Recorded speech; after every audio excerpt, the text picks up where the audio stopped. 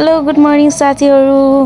के छ सबैजना सन्चै हुनुहुन्छ होला अनि म चाहिँ आजबाट मिनी ब्लग बनाउँछु भनेर आफ्नो डेली रुटिनहरु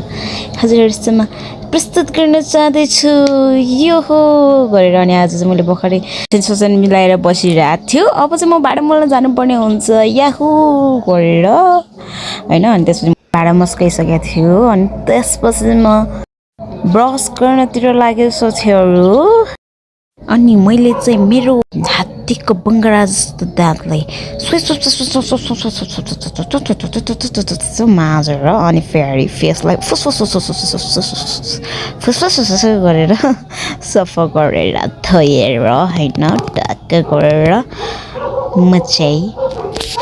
अब भात खानतिर लाग्छु साथीहरु हैन मैले चाहिँ भाडा मोलिसकेको थिएँ नि त अब त्यसपछि चाहिँ मेरो भात खानु उर्ने हुन्छ र खाना चाहिँ अघि नै आन्टीले बनाइसक्नु भएको थियो र आएको छ साग र मासु सुकुटी अनि यता भात अनि यता तल छ अनि फेरि हाम्रो चाहिँ यो चाहिँ अचार भयो भने यो चाहिँ मासु र भयो अनि त्यसपछि म चाहिँ स्यापक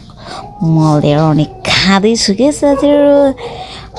अनि खाएला गर्दै एउटा घाँस गुवामलियो जस्तो मिठो थियो कि हैन भन्नै नपर्ने मैले खाए अनि हेर्नु न मेरो चाहिँ यहाँ खाने बेलामा साइड पनि खाना बसिरहेको तर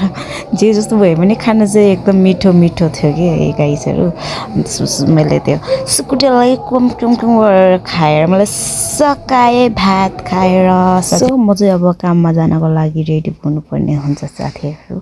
अनि त्यसको लागि चाहिँ मैले सनस्क्रिन र सेटाफिलको मोइस्चराइजर युज गर्छु नि त साथीहरु अनि त्यसपछि मेरो फेस लास्टै ड्राई हुन्छ नि त्यही भएर मैले चाहिँ सेटाफिलको मोइस्चराइजर अस्ति भर्खरै 4 दिन मात्र भयो होला मैले किनेको एकदम सफ्ट हुने रहेछ है त्यही भएर मैले चाहिँ अस्तिबाट त्यो युज गर्न थालेको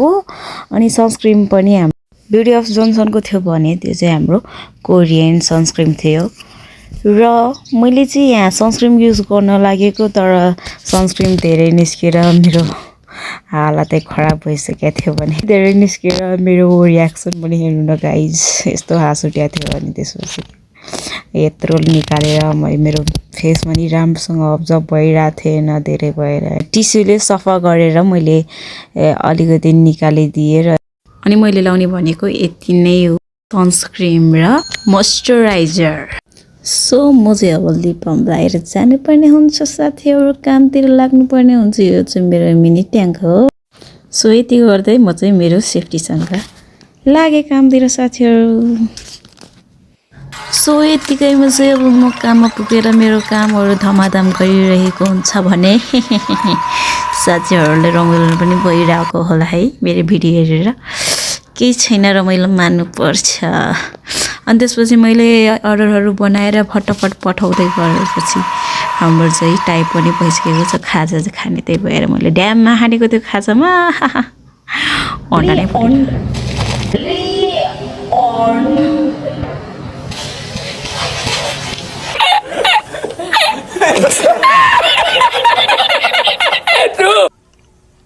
अन्डा यार फेरि छैन ये कुच्ची छ ये कुच्ची छ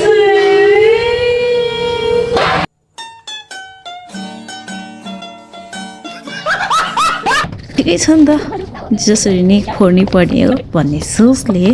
मैले चाहिँ टक्क लागेर खाजासाजा बनाउन तिनीहरू लागे सो त्यसपछि टक टक टक टक टक टक टक गरेर मेरो चौचौ पनि पाकिन्छ र अन्डा बनाउनतिर पनि लाग्न थाल्छ र यता बहिनीले हाम्रो सो अघि चाहिँ अन्डा चाहिँ यसरी बनाइदिन्छ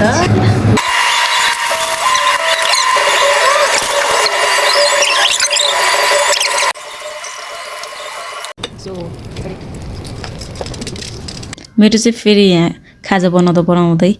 अर्डर पनि आयो सो त्यही भएर मैले चाहिँ अर्डर बनाएर दिएर खाजा खानातर्फ लागे ल गाइस साथीहरु अब हामी खान थालौँ ल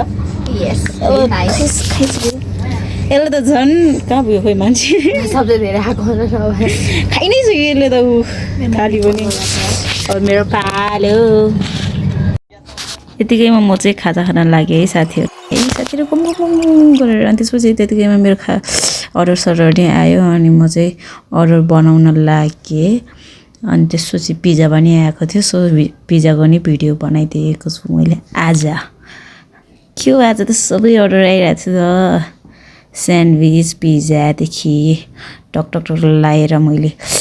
स्मोक चिकन पिज्जा बनाइदिएँ गेस्टको लागि के तपाईँहरूलाई नि मनपर्छ यदि मनपर्छ भने हिमालयन चाप केमिटलमा आउनुहोला पिज्जा खानको लागि र स्यान्डविच बर्गरहरू जे खान मन लाग्छ त्यसको लागि सो हाम्रो चाहिँ यहाँ फोटो खिच्नु पर्ने रे भनेर पिज्जा अगाडि काटेर अनि प्लेटमा राखेर फोटो खिचिरहेको थियो बहिनीले अनि फेरि मैले चाहिँ यो चाहिँ प्याकिङ गरेर पठाइदिएँ सो आजको लागि यति नै पछि भेटौँला है साथीहरू थ्याङ्क यू